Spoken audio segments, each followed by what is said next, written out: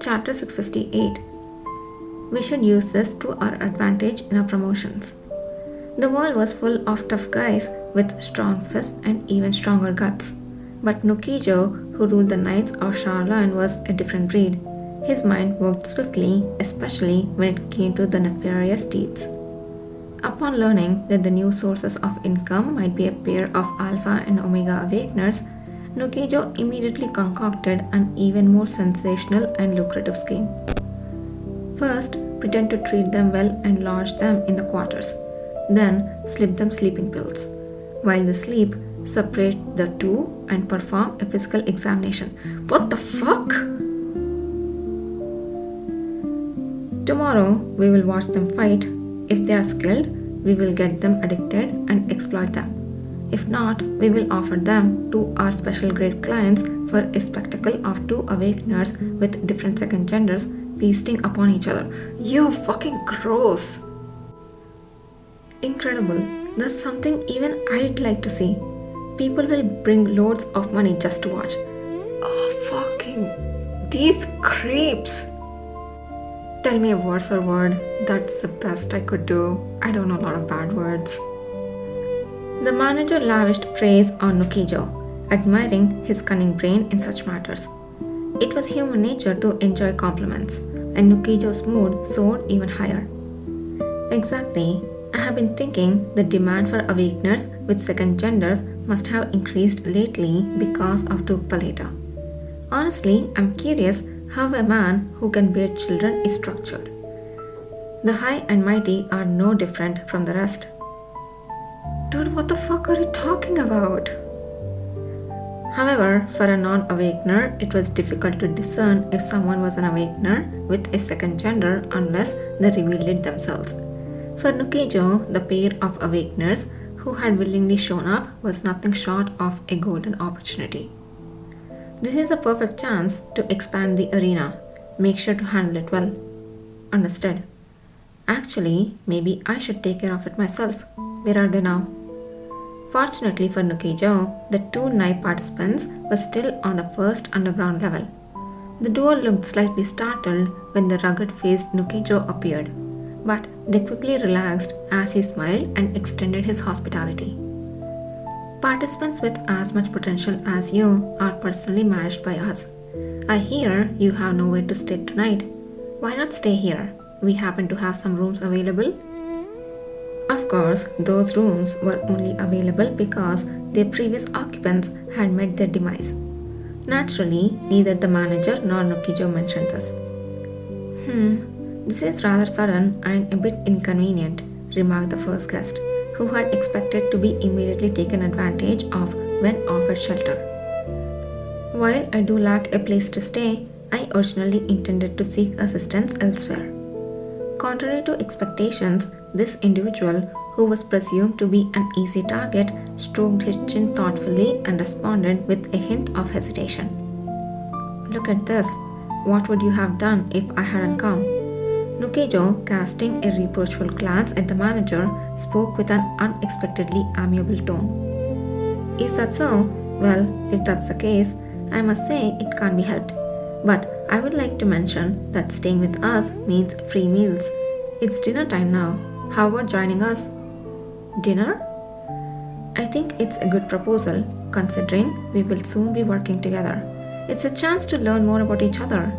While there is no special combat tonight, regular fights are scheduled. You might enjoy watching those too.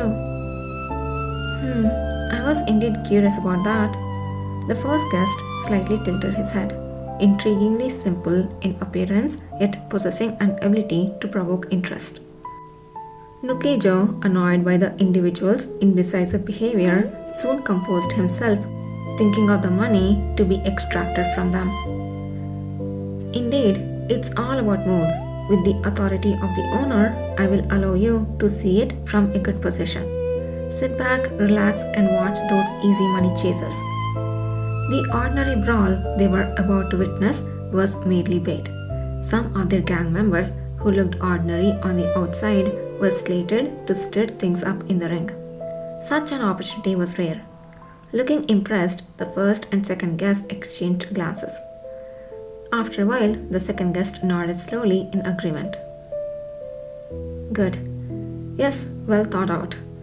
Nukijo chuckled heartily as he ascended for a meal with them, not forgetting to signal the manager to drug the food and drinks for the two guests. During the meal, Nukijo gleaned more information about them. The first and second guests, it turned out, were indeed awakeners with second genders originally from the central region but had traveled to Charlotte upon hearing of the cavalry recruitment.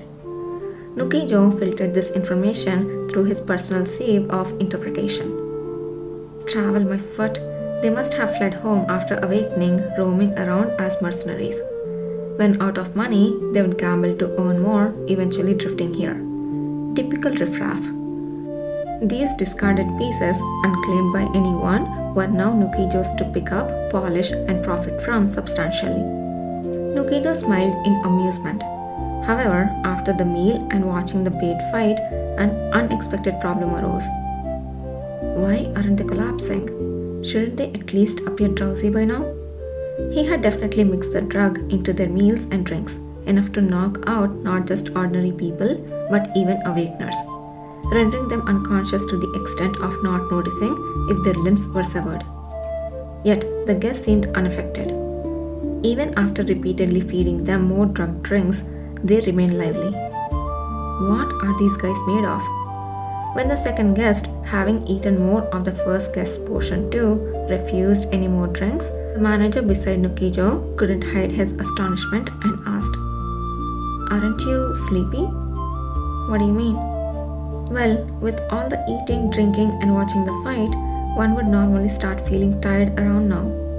As the manager fumbled and answered, the two guests faced each other. After a moment, the first guest let out a sound. Aha! I'm sorry for worrying so much without realizing it. Huh? Actually, I was really sleepy but was holding it in. You too, right? Yes, well, it seems so. Shortly thereafter, the two guests leaned on each other's shoulders and closed their eyes in harmony. It seemed absurd, as if they were feigning sleep, but even their cheeks were softly tapped and they were toppled over. They did not wake.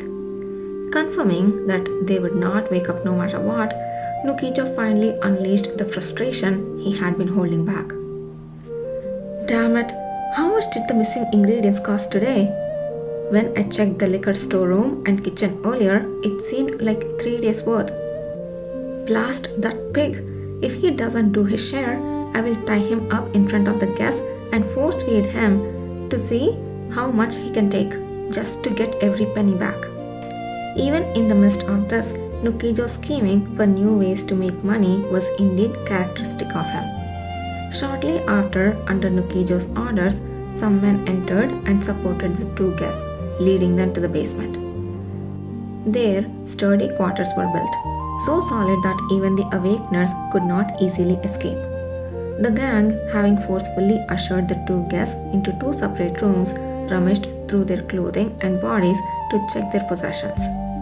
Though it was unclear if they arrived with any luggage, the items worn by the two captives appeared too worn and old to be of any value. The bracelet full of scratches and the rusted copper ring the brown-haired one was wearing were too stubborn to remove, so we left them. As for the black-haired one, we only took his sword. There wasn't much else of value. Upon inspecting the sword brought to him, Nukijo casually glanced at its plain, pitch-black sheath and cast it aside. What use does a fire wielder have for a sword? Seems like some young lad got carried away and stuck a cheap ruby in there. We will just plug that one out and sell it later. After ensuring the captive's sleeping quarters were securely locked, the group ascended with a sense of relief, not forgetting to kick the doors of other rooms where cries akin to those of beasts in distress emanated to quiet them down. Little did they know, just a few minutes later, the two captives they thought securely locked away and asleep opened their eyes almost as if on cue, a scenario beyond their wildest imaginations. Such a lackluster start. There's not even a single fresh idea. Yudhir criticized the unimaginative Nukijo's gang coldly as he awoke in his bed. Indeed, the operational methods of this fledgling fighting business involving awakeners seemed much more crude and on a smaller scale compared to what either remembered from his past life. Yet their malicious intent seemed no less significant, a realization that was not without its insights. Either stretched his limbs and mentally organized the structure and personnel of the place, which he had observed while eating and watching the fights. His and Kishir's visit to the Black Orca Tavern was about touring several shops marked with red dice. During their rounds, they gathered information about the general random combat gambling spread across Charlotte and the South, as well as the Awakeners fighting rings that had started appearing about a year ago. Random combat gambling had been systematically established in dozens of locations for a few years, but places actively involving Awakeners were still few. Among them, the Black Orca was the largest and the first in Charlotte to create a separate ring for awakened fighters. Hence, either surmised this place had the highest probability of forcing involving awakeners. Which means, if I burn this place down, it could mean a swift eradication within my reach. Destruction was easy, but recklessly demolishing it would make it difficult to catch all at once the tales of the nobles or others who visited this place and conspired in various crimes. Therefore, they decided to witness the detailed situation of the Awakener fighting ring with their own eyes. The sight of the newly tricked recruits of the cavalry, infuriatingly familiar, was an added bonus. If my memory serves, those fellows belonged to the Star of Nagran, the ones I saw earlier today.